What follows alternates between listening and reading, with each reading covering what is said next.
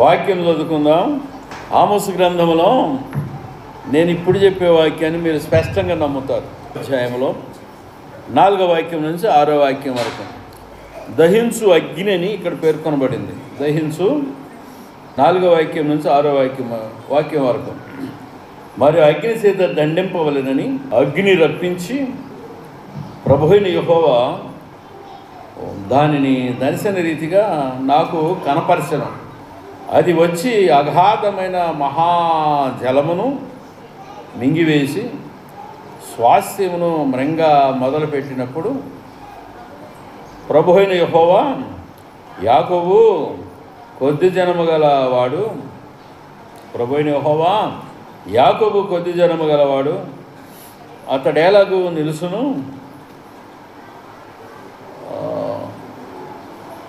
ఎలాగు నిలుసును మానివేయమని నేను మనవి చేయగా ప్రభువైన యెహోవా పశ్చాత్తాపడి అదియు జరగదని సెలవిచ్చిన. ప్రార్థన చేయగా దేవుడైన యెహోవా పశ్చాత్తాపడి వెనకడుగు వేసి వాళ్ళ పంట పొలాలను కాపాడినట్టుగా అక్కడ రాసి ఉంటుంది. దేవునికి స్తోత్రాలు.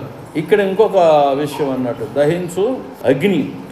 ఆదికాండం 19వ అధ్యాయంలో 23వ వచనము 1, 26వ వచనములలో గమనిస్తే సొదొమ గొమొర్రాల పైన అగ్ని కురిసిందని వాక్యంలో రాసి ఉంది.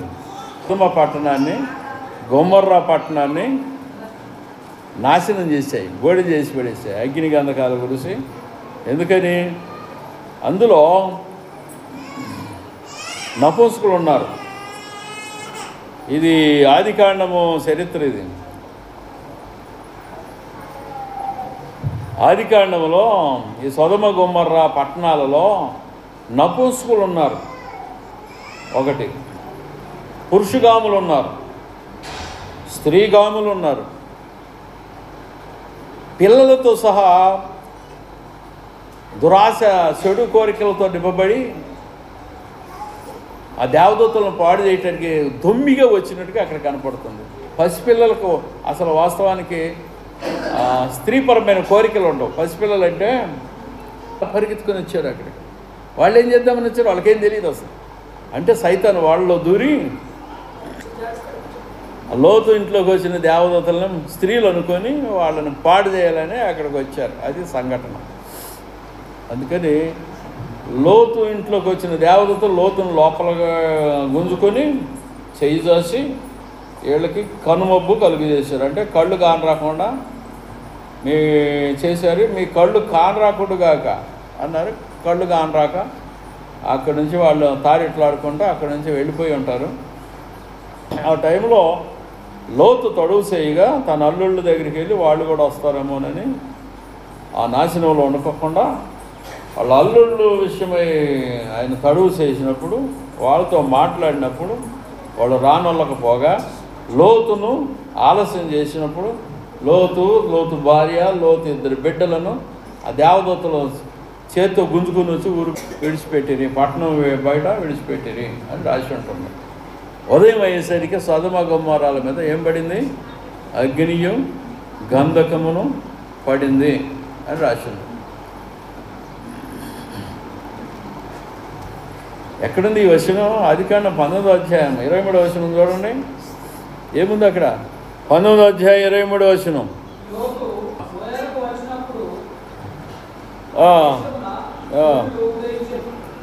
సూర్యుడు ఉదయించును, అప్పుడు యెహోవా సొదొమ మీదను గొమొర్రా మీదను యెహోవా యొద్ద నుండి గంధకము. గంధకం అంటే అర్థమైద్దా? అగ్గిపుల్ల ఉందా మీ ఇంట్లో? అగ్గిపుల్లకి మందు ఉంటుందా? దాన్ని గంధకం అంటారు. కొంచెం వేడి తగిలిందనుకో బగ్గును మండుద్ది. గంధకం అంటే తెలుస్తుంది కదా ఇప్పుడు. అగ్గిపుల్లకున్న మందు దాన్ని గంధకము. అలాంటి గంధకము ఆకాశం నుంచి కురిపించి అగ్నిని కురిపింపగా ఏం జరిగింది? ఆ పట్టణాల మైదానం అంతటిని, ఆ పట్టణములలో నివసించిన వారందరినీ నేలమలకలను నాశనము చేసెను. 26వ వచనం. అయితే లోతు భార్య అతని వెనుక నుండి తిరిగి చూసి ఉప్పు స్తంభం ఆయన. వాళ్ళేమో తిరిగి చూడకుండా వెళ్ళిపోండి అంటే దేవదూతలు లోతు భార్య వెనుక తిరిగి చూసి ఉప్పు స్తంభం ఆయన. ఈ ఉప్పు స్తంభం ఏమైపోయింది? ఇప్పుడు నేటి వరకు ఉందా లేదా అంటే ఉంది. ఎక్కడుంది?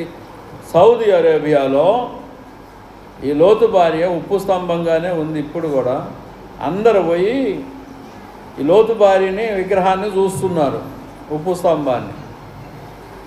జడ ఇట్లా ఎరుక్కుంటుంది, అట్లనే ఉండదు, ఇట్లా చేయబెట్టి ఇట్లా వెనక చేయబెట్టి ఇట్లా ఉంటుంది చూస్తుంది. వీళ్ళు పోయిన వాళ్ళందరూ అక్కడ చూసి ఆమె ఆ యొక్క శిలని ఇట్లా గీరితే ఉప్పు వస్తుందట. ఆ ఉప్పు నోట్లో పెట్టుకుంటే ఉప్పగా ఉంటుందట. ఇక ఇట్లా చేస్తున్నారని గవర్నమెంటు దాని చుట్టూ పెంచి వేసి అంటే కంచె వేసి అక్కడ గార్డు పెట్టారు సౌదీ గవర్నమెంట్.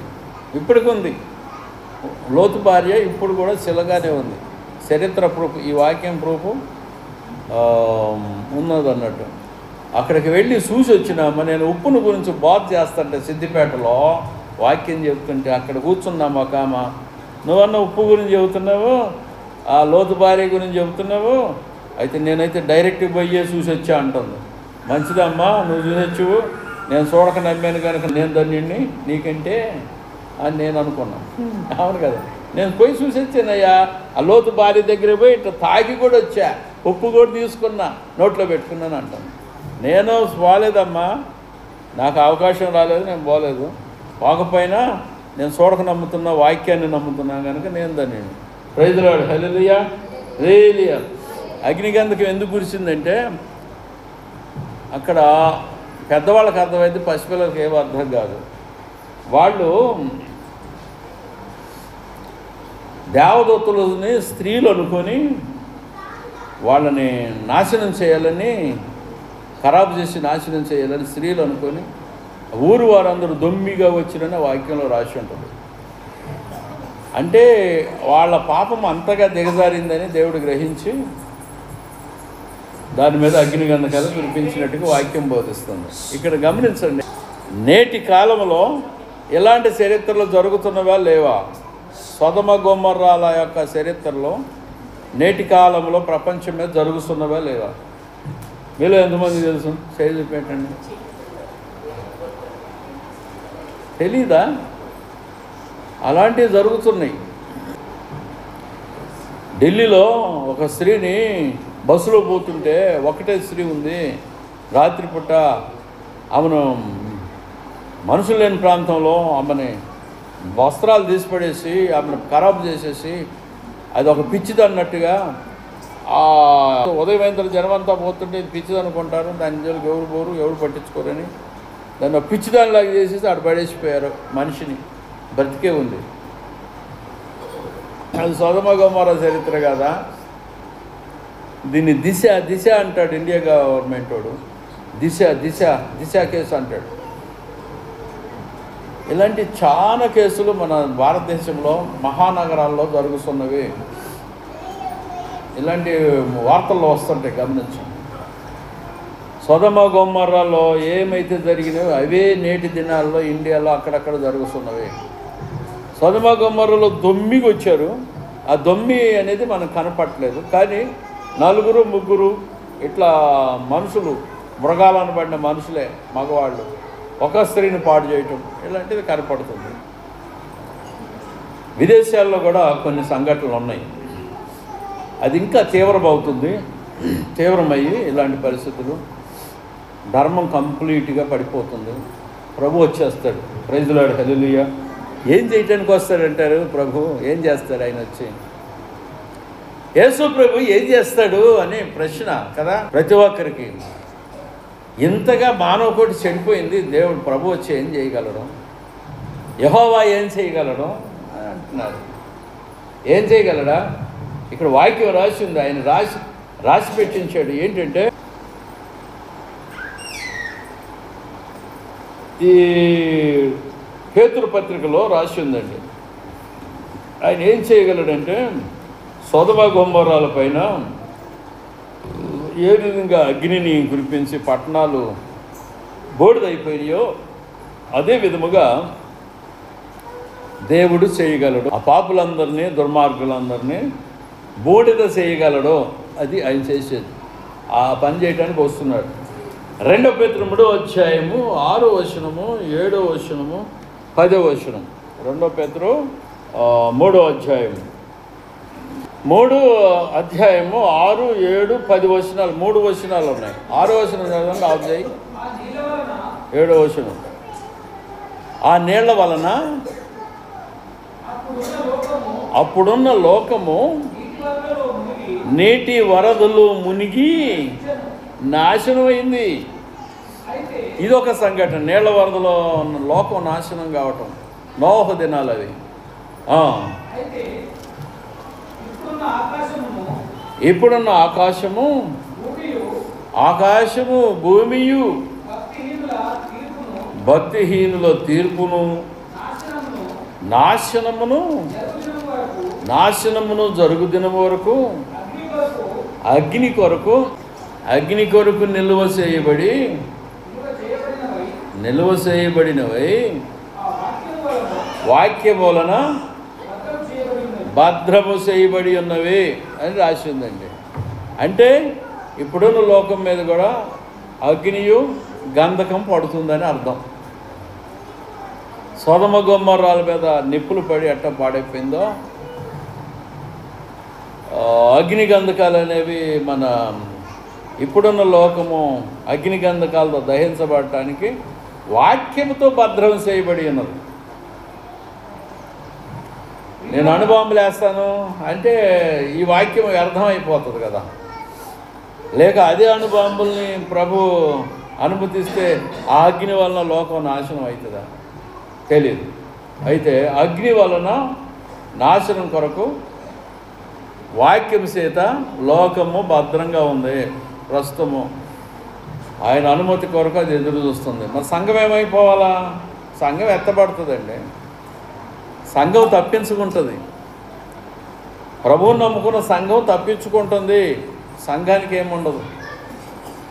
సంఘం రక్షించబడుతుంది. చనిపోయిన వారు లేపబడి భూమి మీద ఉన్నవారు సంఘం తప్పించబడి అగ్నిగంధకాలు లోకం మీద పడతాయి అని అర్థం. అక్కడ సొదొమ గొమొర్రాలు నాశనమైనవి రాసి ఉంది. మరి ఈ అబ్రహాం ఉన్న ప్రాంతం నాశనం కాలేదుగా. అట్లాగా అబ్రహాం ఉన్న ప్రాంతం నాశనం కాలేదు. అలాగే సంఘం తప్పించబడుతుంది, సంఘం కాపాడబడుతుంది. మిగతాది అగ్నిగంధకములతో కాలిపోతుంది. దుష్టులు కూడా కాలిపోతారు. మేము వాక్యం చెప్పేది ఏంటి? ప్రభువుని నమ్మని వారంతా నశించిపోతారని చెప్పబడుతుంది. 10వ వాక్యమా 7వ వాక్యమా? 8 కాదు, 10వ వాక్యం. అయితే ప్రభువు దినము దొంగ వచ్చినట్లు వస్తుంది. వస్తుందా? దొంగ వచ్చినట్లు వస్తుందా? ఎవరు చెప్పారు? వాక్యం చెప్పింది కదా. అందుకని ఉన్నదన్నట్టుగా అట్లనే నమ్ముతాం అన్నట్టు. అలా వీలుపడదు. విశ్వాసులకు ప్రభు దొంగలాగా రాడు. నేను వేరే వాళ్ళ దగ్గర నేర్చుకున్న విషయము, లేక నా అంతటి నేను నేర్చుకున్న విషయం, సొంత ఆలోచన. వేరే గ్రంథాలు చదువుతున్నప్పుడు నాకు జ్ఞానం కలిగింది ఈ విషయం. విశ్వాసుల వరకు ప్రభు దొంగలాగా రాడు. ప్రభు విశ్వాసులకు తెలిసిన రీతిలోనే వస్తాడు. వాళ్ళకి తెలియబడినట్లుగానే వస్తాడు. ప్రభు వచ్చుట వాళ్ళకి తెలుసు. ఏ రోజు? ఆ సెకండ్ చెప్పట్లేదు, నిమిషం చెప్పట్లేదు. అది రెప్పపాటు కనుక చెప్పనవసరం లేదు. ఇక్కడ కలుగురుసు కలు తెలిసినప్పుడు ప్రభు ఉంటాడు అంతే. దాన్ని కూడా చెప్పాలా? రోజుల తరబడి, సంవత్సరాల తరబడి దొంగలు పడే విషయం ఇంతకాలం అంతా వాక్యం చెప్తున్నారు. దొంగలాగా వస్తాడని చెప్తున్నారు కదా. మరి కడుమూసి కలు తెలిసినప్పుడు ఆయన కనపడతాడు కదా. నీకు అంత తొందర ఏమొచ్చింది? విశ్వాసులకు తెలుసు ప్రభు రాకడ వచ్చుట. ఆ సెకండ్ తెలిగిపోయినప్పటికి కూడా విశ్వాసులు ప్రభు రాకడని ఎరుగుదురు, అవిశ్వాసులకి తెలియదు. వాళ్ళ మీదకి దొంగలాగా వస్తాడు. అవిశ్వాసుల మీదకి దొంగలాగా వస్తాడు. విశ్వాసులు మెలకుగా ఉంటారు కనుక దొంగ వాళ్ళగా ఎట్ట వస్తాడండి? వీళ్ళందరూ మెలుగుతూ ఉన్నారు, వాళ్ళ ఇంట్లో జనం మెలుగుతూ ఉన్నారు, తింటున్నారు, లేకపోతే తిరుగుతున్నారు అన్నప్పుడు దొంగలు పడతారా? చెప్పు కదా, దొంగలు పడతారా? మెలకుగా ఉంటే పడరు. రాత్రి అంతా మెలకుగా ఉన్నారనుకో దొంగలు పడతారా? విశ్వాసులు ఏ ఏ రీతిలో ఉంటారు? మెలకువ కలిగిన వారు కనుక రాత్రి అంతా మెలకువతోనే ఉంటారు. అంటే నిద్రపోకుండా కాదు, రాకడ గురించి మెలకువతో ఉన్నవారు ప్రార్థనలో గడుపుతారు. కనుక వాళ్ళకి అన్ని విషయాలు ఆత్మ బోధిస్తాడు. రాకడకి వాళ్ళని సిద్ధపరుస్తాడు. యేసు ప్రభు సిద్ధపరుస్తాడు. Praise the Lord. హల్లెలూయా. సిద్ధపరిచే ఆ సంఘాన్ని ఎత్తుకుపోతాడు. Praise the lord. దొంగలాగా వచ్చేది అవిశ్వాసుల మీదకి, విశ్వాసుల మీదకి దొంగలాగా రాడు. ఇది మర్మం గ్రహించండి. దేవునికి స్తోత్రాలు. ఎప్పుడు చదువు ఆ వాక్యం పూర్తి చేయండి. ఆ దినమున ఆకాశములు మహావేంద్రముతో గతించి పంచభూతములు మిక్కటమైన వేంద్రముతో లయమైపోవున రాసింది. ఈ వాక్యం అర్థం ఏంటి? నీళ్ళు ఎట్ట నాశనం అవుతాయి, నిప్పులు ఎట్ట నాశనం అవుతాయి, శూన్యం ఎట్ట నాశనం అవుతుంది, భూమి ఎట్ట నాశనం అవుతుంది. పంచభూతాలు అంటే అవే కదా, నీళ్లు, భూమి, గాలి, నీరు, అగ్గి. పంచభూతములు. పంచ అంటే 5, భూతాలు అంటే ఎలిమెంట్స్. ఈ 5 భూతాలు ఎలా నాశనం అవుతాయి అని రాసింది? మహావేంద్రంతో నాశనం అవుతాయి. మహావేంద్రంతో వాక్యం బోధిస్తుంది. మీరు అనుకుంటారు ఈ వాక్యం తప్పులే అనుకుంటారు. కాదు. లేదా ఇంకెవరన్నా అనుకోవచ్చు ఈ వాక్యము ఇలా ఉంది, జరుగుందా అనుకుంటారు. లేదు, తప్పక జరుగుతుంది. 120 సంవత్సరాలు బోధ చేసాడండి నోవాహు. 120 ఏళ్ళు బోధించాడు. జలప్రళయం వస్తుంది, జనం అంతా చచ్చిపోతారు. ఆ నోవాహుకు ముందు అసలు జలప్రళయం గురించి తెలియదు, ఆకాశం నుంచి వాన పడేది తెలియదు, భూమి నుంచి ఆవిరి ఎక్కొచ్చి భూమిని తడుపు సుండెను అని రాసి ఉంటుంది వాక్యంలో. వాన లేదు ఆ కాలంలో, వర్షం పట్టు లేదు, ఈ సూర్యుని వేడి లేదు, సముద్రం మేఘంగా మారటం లేదు, సముద్రంలో నీళ్లు ఆవిరయ్యి పైకి పోయి మేఘంగా పైకి వెళ్ళిన తర్వాత అక్కడ అది నీళ్లు బిందువులుగా మారి భూమి మీద పడటం లేదు, సూర్యుడి వేడి ఈ విధంగా లేదు. అందుకని ఆ నోహ దినాలకు ముందు వాన పడలేదని వాక్యం బోధిస్తుంది. వాన పడలేదు, నోహ దినాల తర్వాతే వర్షం ఉన్నది అని వాక్యం బోధిస్తుంది. కనుక ఈ యొక్క వర్షం అనేది వాళ్ళకి తెలియదు, నోహ దినాలకు ముందు ఉన్న వాళ్ళకి. కనుక వర్షం పడుతుంది, ఆకాశ దుమ్ములు ఇప్పబడతాయి అనేసరికి అది వాళ్ళకి తెలియదు కదా, నమ్మరు. ఆ టైం వచ్చేసరికి వర్షం పడుతుంది, భూమి మూటలు ఇప్పబడినాయి, పర్వతాల మీద 15 మూటలు ఎత్తున వాటర్ ప్రవహించిందని చెప్పబడుతుంది. కనుక దేవునికి స్తోత్రాలు. నోహ దినాల్లో నోవహు 120 సంవత్సరాలు వాక్యం ప్రకటించాడు. ఈ లోకము బలాత్కారులతో నింపబడింది కనుక బలాత్కారులందరూ, నెఫీలులందరూ నీళ్ళలో మునిగి చచ్చిపోతారు. నీళ్లు వాళ్ళని ముంచుతాయి, ఊపిరాడక అందరూ చచ్చిపోతారు. 120 సంవత్సరాలు ఎవరు నమ్ముతారు? ఇప్పుడు చెప్తా, 100 సంవత్సరాల కింద జరుగుతుందంటే అది తెలుసుదా? వాళ్ళకి అర్థమవుతుందా? కాదు. 100 సంవత్సరాల తర్వాత అది అమలైంది, 120 సంవత్సరాల తర్వాత అది అమలైంది. కనుక జలప్రళయం వస్తుందని చెప్పినప్పుడు ఎవడో నమ్మలా. అగ్నితో భూమి దహించబడుతుందంటే దీన్ని నమ్మరు. కానీ అణువాయుధాలు పడతాయి అంటే నమ్ముతారు. అణువాయుధాల గురించి విశ్వాసం ఉంది. ఇప్పుడున్న జ్ఞానులకి, లోకంలో ఉన్న పండితులందరికీ అణువాయుధాలు అంటే ఏంటి, వార్తలు చెప్పేవాళ్ళకి అర్థమవుతుంది అది అణువాయుధం అంటే ఏంటి అని. ఎందుకు నాగసాకి ఈరోజు మా మీద బాంబు పడింది చూడు, అప్పుడే 2వ ప్రపంచ యుద్ధంలో నుంచి వాళ్ళకి తెలుసు. అందుకని అణువాయుధాలు వాడితే యుద్ధం జరిగితే అని భయం కలుగుతుంది అందరికీ. అయితే 2వ రాజుల గ్రంథంలో ఏలియాను పట్టకరమ్మని ఒక రాజు ఏలియా దగ్గరికి సైన్యాన్ని పంపాడు. 2వ రాజుల గ్రంథము 1వ అధ్యాయం 10వ వాక్యం నుంచి 12వ వాక్యం వరకు. అందుకు ఏలియా, నేను దైవజనుడనైతే అగ్ని ఆకాశం నుండి దిగి వచ్చి నిన్ను నీ 50 మందిని దహించునుగా కానీ 50 మందికి అధిపతి అయిన వానితో చెప్పగా అగ్ని ఆకాశం నుండి దిగి వాని 50 మందిని దహించును రాసి ఉంటుంది. ఏలియాని పట్టకరా అని రాజుగారు సైన్యాన్ని పంపారు. రాజుగారు పంపిన సైన్యాన్ని అగ్ని వచ్చి దహించను అని రాసింది. తర్వాత రాజు 50 మంది మీద అధిపతి అయిన మరి ఒకరిని వాని 50 మందితో కూడా పంపగా, వీడి వచ్చి దైవజనుడా త్వరగా దిగి రమ్మని రాజు ఆజ్ఞాపించున్నాడు నేను. అందుకు ఏలియామంటాడు, నేను దైవజనుడునైతే అగ్ని ఆకాశం నుండి దిగి వచ్చి నిన్ను నీ 50 మందిని దహించునుగాక అని చెప్పగా, ఆకాశం నుండి దేవుని అగ్ని దిగి వాని 50 మందిని దహించను, అంటే చంపేసింది అన్నట్టు. తర్వాత అది 12వ వాక్యము. 3వది వేరే విధంగా ఉంది. ఇంకనూ రాజు 50 మందికి అధిపతి అయిన ఒకరిని వాని 50 మందితో కూడా పంపగా, 50 మంది మీద అధిపతి అయిన 3వ వాడు వచ్చి ఏలియా ఎదుట మోకాళ్ళుని, దైవజనుడా దయచేసి నా ప్రాణమును నీ దాసులైన ఈ 50 మంది ప్రాణములను నీ దృష్టికి ప్రియమైనవిగా ఉండనిమ్మని ప్రార్థన చేశాడు అనుకుంటా. 350 మంది కాపాడబడ్డారు. ఇక్కడ 2 భాగాల్లో దహించెను, అగ్ని వచ్చి దహించెను 100 మందిని, ఆ 100 మంది మీద అధిపతులైన ఇద్దరిని పైనుంచి అగ్ని దిగి వచ్చి దహించెను. పిడుగుపడిందంటే నమ్మకం ఉంది, కానీ పైనుంచి అగ్ని దిగుద్దంట, ఇక్కడ కాల్చుద్దంట అంటే మనం చూడలేదు కనుక నమ్మమంటాం.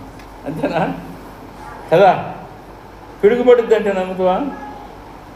ఏముంది, ఆ దేవుడైన యెహోవా వీళ్ళని దహించడానికి అట్లా ఒక మేఘం రప్పించి ఒక భారీ పిడుగును తయారు చేపించి వాళ్ళు 50 మందిని మీద వేసి పెడితే అయిపోయాయి కదా. 50 మంది చావరం, పిడుగుపడి తాగలం, ఒకే చోట ఉంటారు కదా. సైన్యం చచ్చిపోతారు. దహించను. దేవునికి అసాధ్యమైంది ఏది లేదు. ఆయన అణుబాంబులను అనుమతిస్తే అణుబాంబులు కాలుస్తాయి భూమిని. సంఘం తప్పించుకుంటుంది. సంఘం ఎత్తబడుతుంది అయ్యా, ఆ దహనంలో ఉండదు. లేకపోతే వేరే మార్గాన్ని ఏర్పాటు చేస్తారు. అక్కడ ఏం రాసిందంటే, నేను కాపాడుతాను సంఘాన్ని అని ఆయన అన్నాడు. అయ్యా మరి ఇదంతా ప్రళయం వస్తుంది కదా, అంతా నాశనం అయిపోద్ది కదా. ఈ నాశనంలో మరి ఈ సంఘం పరిస్థితి ఏంటని నేను అడిగితే ఆ యోహాను, నేను కాపాడిన వాళ్ళని అని ఒక మాట సెలవిచ్చాడు. లోకమంతటి మీదకి రాబో మహాశ్రమ కాలంలో నేను వారిని కాపాడేదను అంటాడు. కాపాడుతాడు. మనకేం చేసింది? మనం నమ్ముకొని ప్రార్థనతో ఉంటే అయిపోయాయి. ఏలియాలాగా, ఎలీషాలాగా, మోషేలాగా, లేకపోతే ఇంక మిగతా ఆదికాల అపోస్తలు, సంఘము, విశ్వాసుల్లాగా ఉంటే అయిపోయా. మనం ప్రార్థనలు గడిపితే అయిపోతుంది, సరిపోతుంది. ఇక ఆయన్ని ఎట్లా రక్షిస్తాడు, ఎట్లా కాపాడుతాడు అనేది ఆయన ఇష్టం, ఆయనకు తెలియదు. దేవునికి స్తోత్రాలు, మీ అందరికి వందనాలు. 1 నిమిషం ఉంది, ప్రార్థన చేస్తున్నాను అనేది ఆయన ఇష్టం, ఆయనకు తెలియదు. దేవునికి స్తోత్రాలు, మీ అందరికి వందనాలు.